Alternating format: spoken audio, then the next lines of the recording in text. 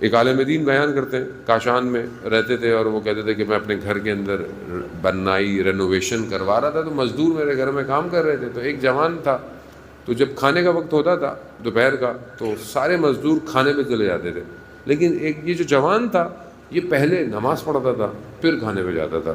تو میں نے جب اس کی حالت دیکھی، میں نے کہا کہ یہ جوان میں کچھ خاص ہے کچھ۔ تو ایک دن میں نے اس کو سیڑھی دی کہ یہ سیڑھی کرائے پہ رہ رہے، کام ہو رہا تھا کرائے پہ لے کے آیا ہوا تو یہ واپس دے کر آؤ۔ تو وہ واپس دینے گیا، بڑی دیر میں واپس آیا، تو میں نے کہا تمہیں اتنی دیر کیوں ہو گئی سیڑھی دیتے ہوئے؟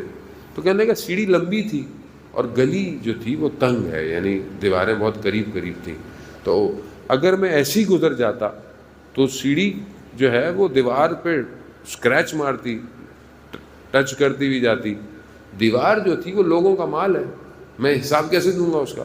تو میں بڑے آرام سے نا سیڑھی کو بچا بچا کے لے کے گیا۔